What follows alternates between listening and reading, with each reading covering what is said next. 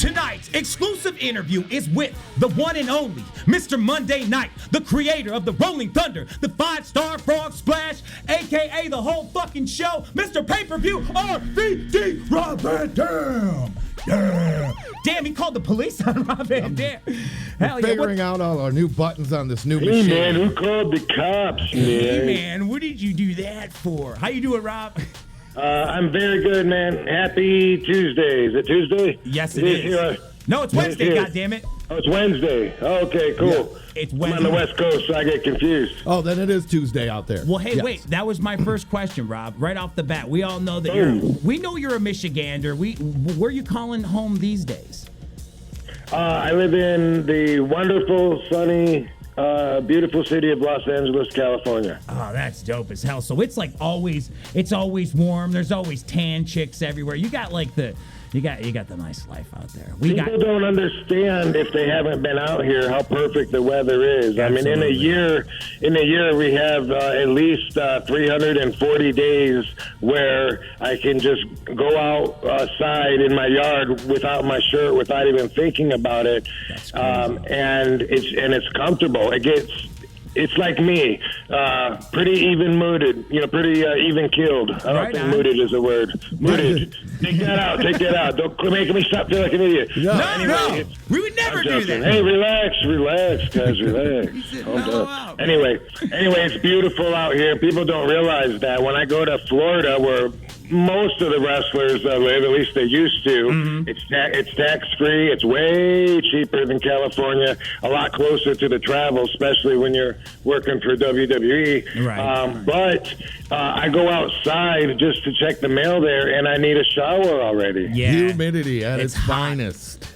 I don't know if you get used to it or what, but I am spoiled. I've been out here since '98 in California, and every time I leave, I'm looking forward to coming back because I just don't feel like I'm at my best, at my healthiest, unless I'm breathing in this air. And I'm by the ocean, so when there is some smog, I'm not affected here. So yeah, dude, high quality of life. I'm liking it. I'll take the smog over humidity any day. Yeah, hell yeah, smog over humidity. Florida's a lot like Michigan with the weather, except the winters are different, but the summers are brutal. Hell yeah! I've lived in Florida. I've lived in Michigan. I've done a lot of traveling, as you guys can imagine. And California is the best. I also spent a lot of time in Las Vegas, and I could see living there. But I really can't see the gambling, man. The gambling is too dangerous, bro. Yeah, but I don't gamble, so I don't think that I would get into that. Oh, man. I gamble, but it's more with the ladies. Hey. There you go. I have spent some money in the strip clubs over the day and lost. Thinking I was going to win, so I'm with you there. But. Listen, we've all been there. So hold on. Listen, we're big fans of yours, and we know that you've wrestled in ECW and WWE, as well as many independent shows. I want to know, Monoxide. I want RVD to tell us right now, please, what was your favorite federation or just favorite place to be wrestling? Because you've been in a lot. So yes, I have. Yes. And they all had their own vibe, right? Their own value in my career for sure. But fair enough. For sure, as an artist, ECW by far was the most, the happiest and satisfied the artist in me was. Wow. Business-wise, WWE. It was very nice to wrestle in front of 15 to 75,000 people instead of the 1,000 people that TNA would draw every single night. And with ECW, I saw it grow from 200 to I think our biggest crowd was like 7,500 or something. Wow. That's impressive. At the Golden Dome in PA, and also in Chicago. That was a record breaker before that. But either way, they both. So yeah, business wise, WWE puts you on the global map.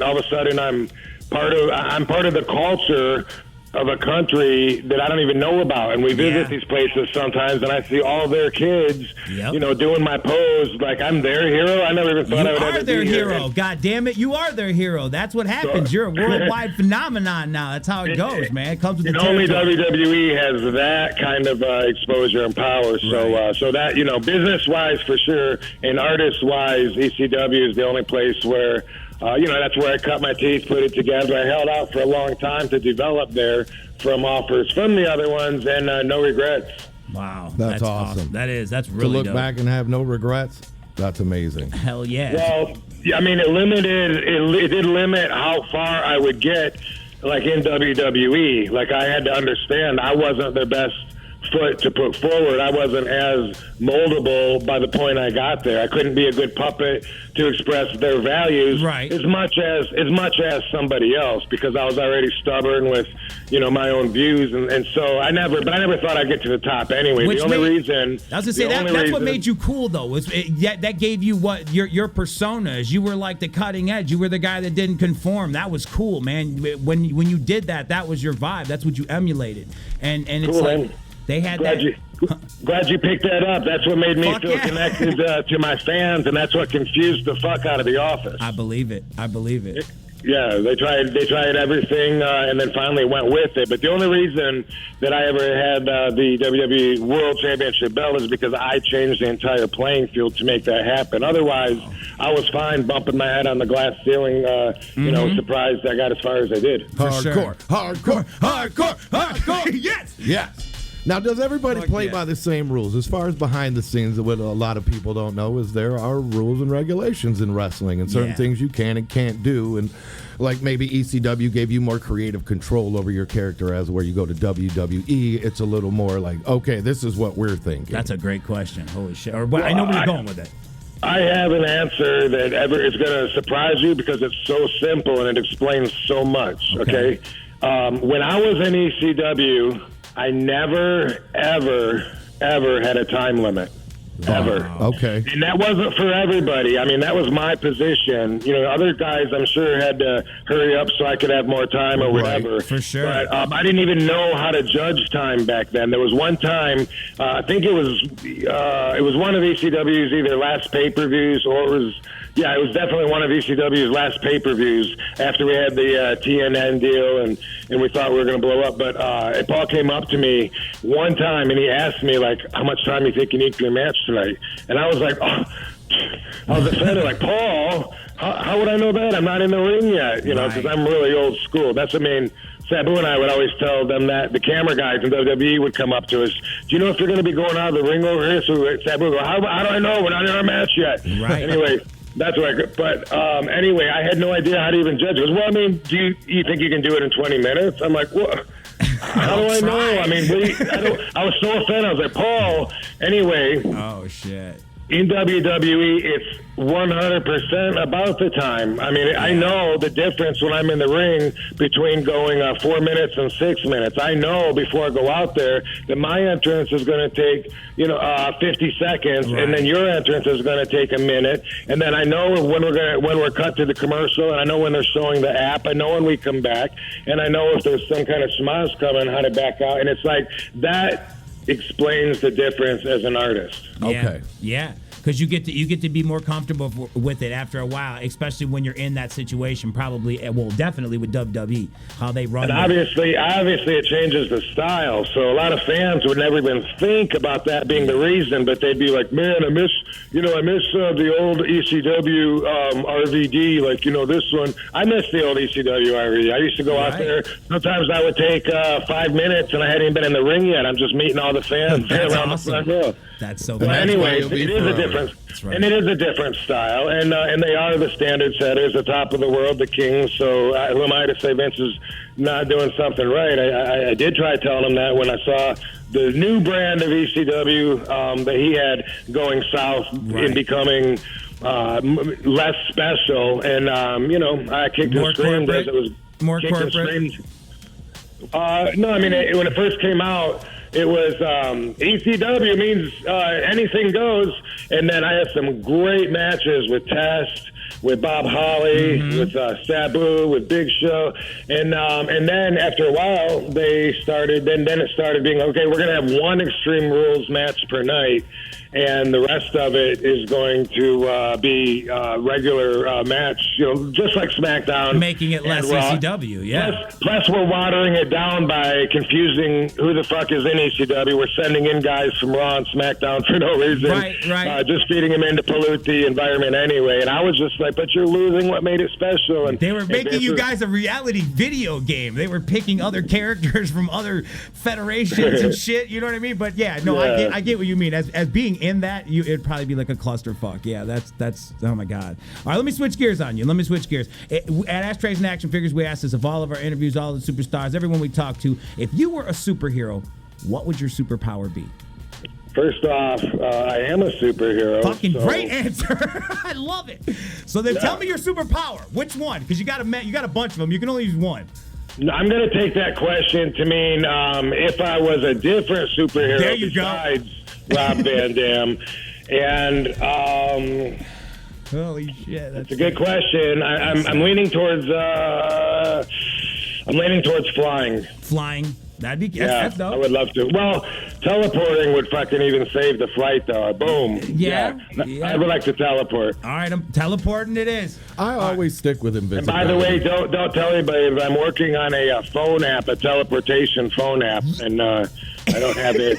I don't have it patented yet, so keep it on the download. Well, let me know when you get that shit upgraded, because I'd like to beam home every now and again from tour just to get, just to handle some shit every now and again, because I'll be a million miles away from home, and that app would be coming in so fucking helpful, rather, in our situation. Hey, fuck paying those toll lanes. That's what I'm saying, right, dude. Who pays tolls? Right, who needs extra $50 for leg room? You know how they're gonna do it, though, and this is how I got the technology, is right now I can take a picture of a fucking loaf of bread and hit a button on my phone, and my friend on the other side of the planet in Japan, boom, he can get that picture, a loaf of bread. So that's how we got it started. Fair enough. He's got the man has a goddamn strong point. That's where it starts. He's got a premise, and I like it. All right. Wait. Now let me go ahead and flip it up again. All right, tell us a little bit about your comedy tour coming up. I want to know about that. I was intrigued when I heard about it. I'm like, wait a minute. Please educate me. Okay, so much like just so many things in my life. A lot of people say that they think I was the first to do it. Mm-hmm. I don't know if that's true, but I know I didn't hear of any of the other wrestlers doing comedy. When I first did, I started in 2006, and I started doing stand-up.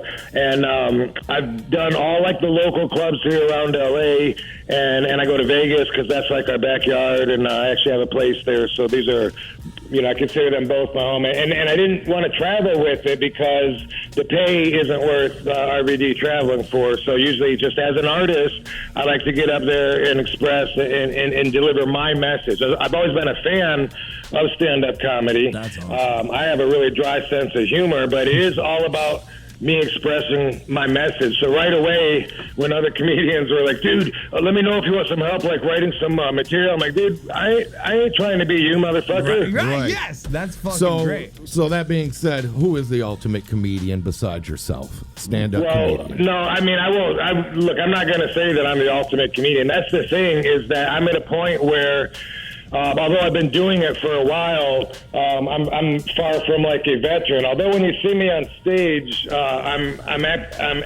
no more nervous or excited than I am now. I'm super calm, and I actually tell jokes. I don't tell wrestling stories. That just doesn't. Was that a shot fired? Hey, man, hold on. That sounded like a shot fired. God damn it.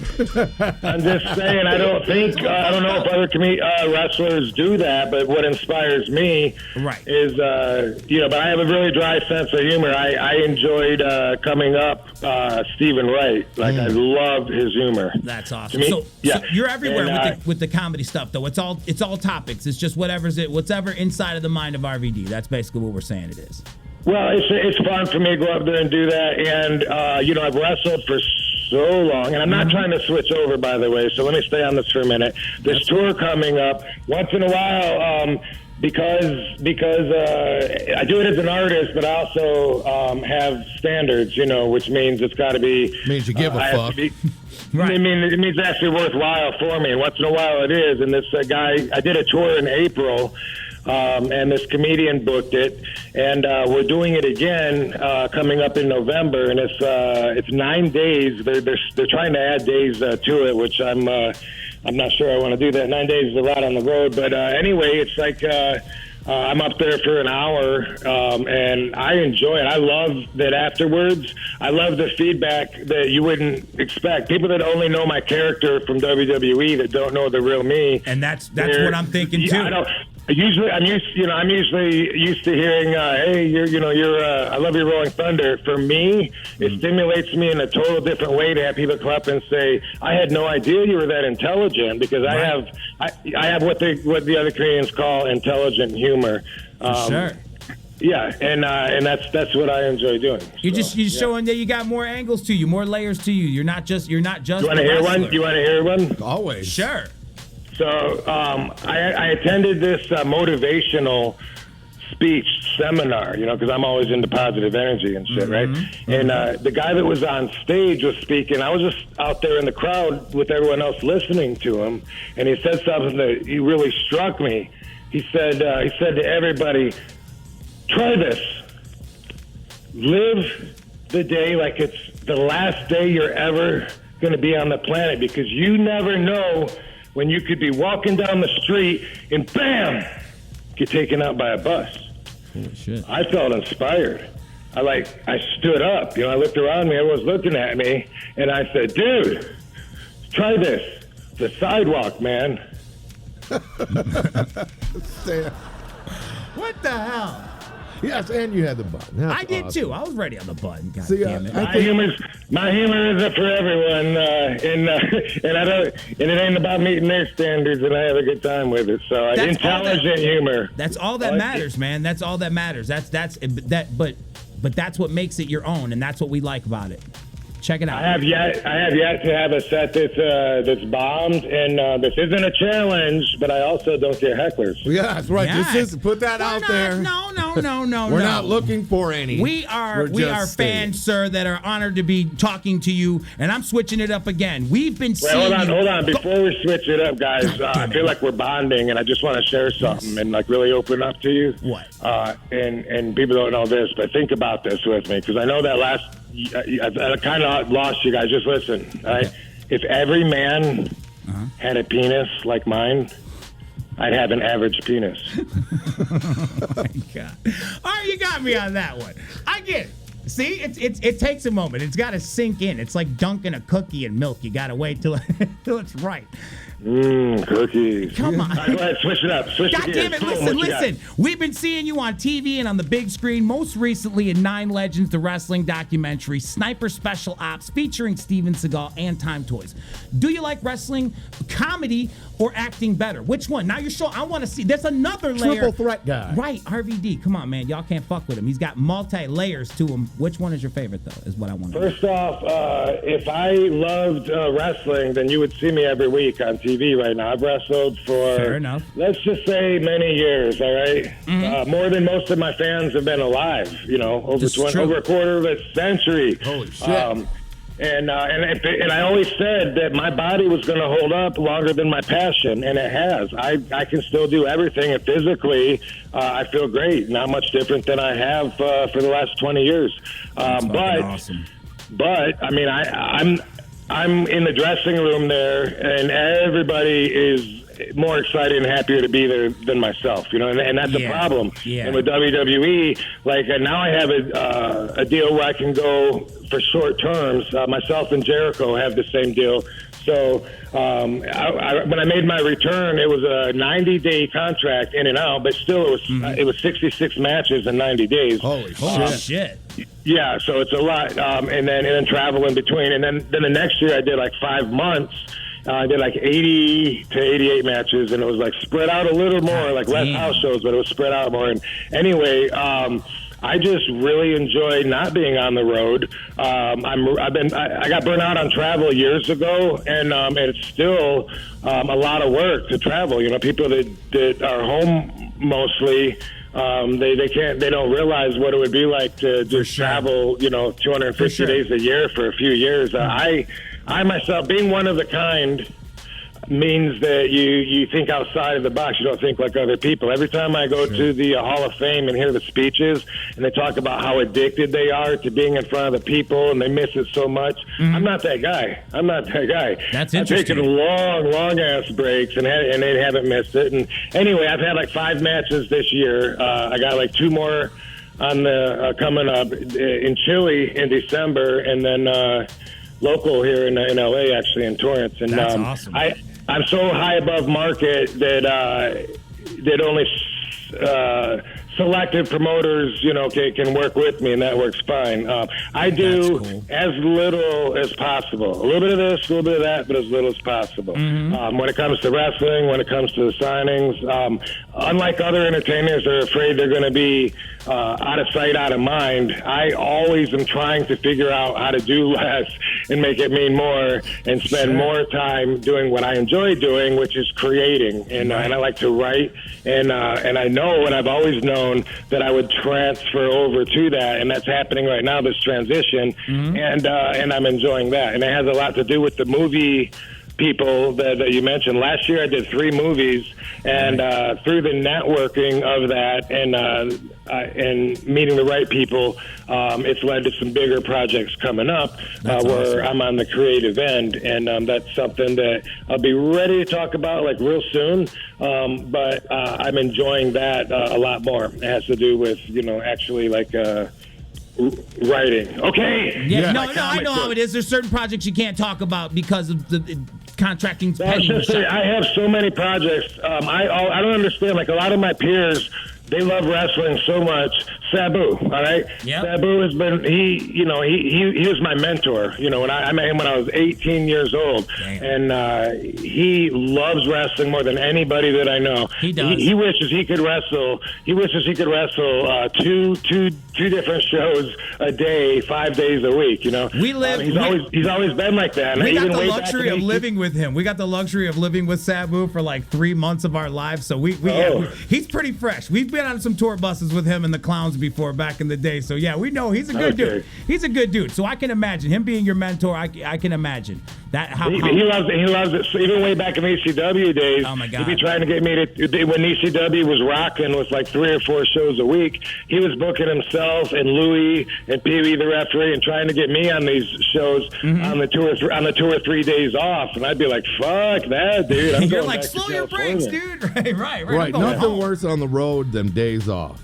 Right. But by the way, Sabu's all broken up now. I need surgery. He has a GoFundMe page for anyone listening. Really? Yeah, because he's been over. You guys know he's overly generous. I mean, yes. if he has $1, he's going to give 50 cents to the guy out on the sidewalk that's asking for it, and no question, spend the other 50 cents to buy food and split it like 8 ways. He's always been that way. So we'll get that information for the GoFundMe up for Sabu. Absolutely, for sure. Yeah, because we want to see him getting better again. Cool. So yeah, I do enjoy doing the movies. I in no way have any illusions that my skills in acting come anywhere near my skills in wrestling.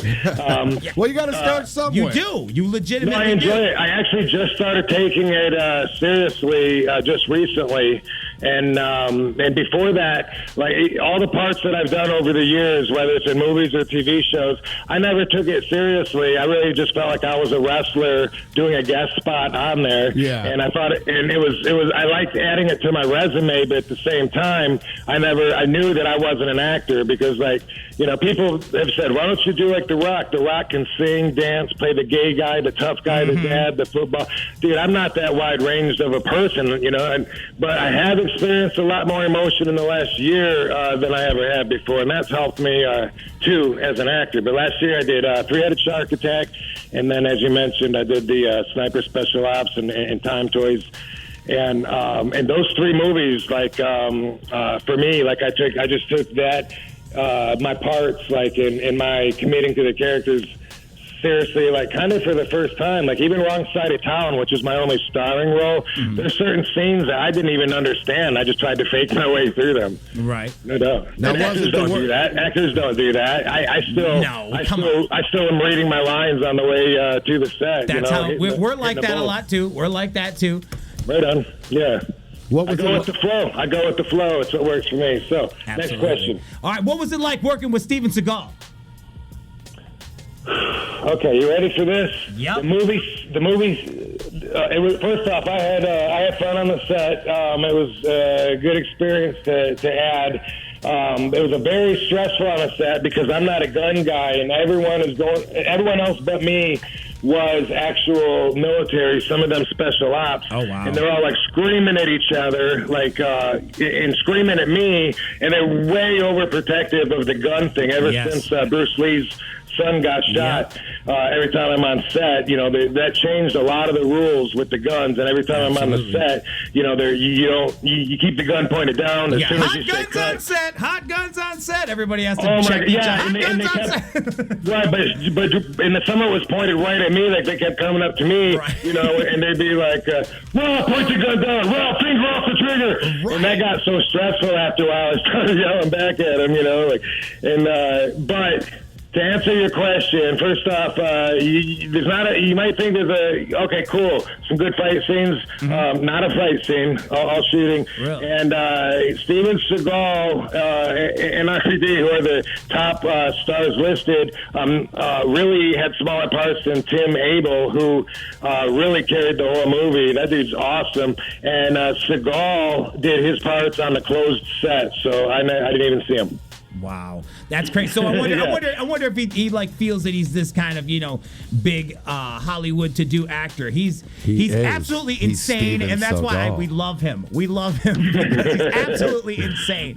Well, it was an honor to do the movie and to have my name starring alongside of his, because back in the days when I was learning to wrestle in the ring with Sabu teaching me, I was watching those Steven Seagal movies.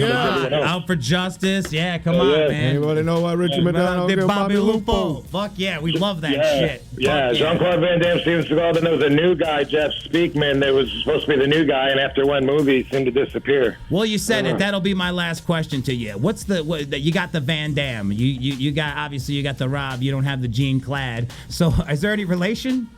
Tell me there is. Yes. Through Adam and Eve, just like you and I. Stop. Okay, all right, fair enough. You had to get me there. You didn't leave code figure 8 on me. Come on. A wrestling promoter named Ron Slinker gave me the name Rob Von Dam in 1991. And I went down to Florida in 1991. And at that time in my career, I'd only been wrestling, a little over a year, and I was wrestling under any name. That's how I was taught. Just get out there, get as much experience as you can.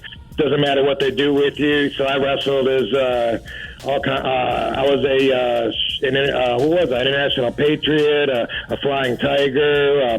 She called me a Polish Prince at one of his shows.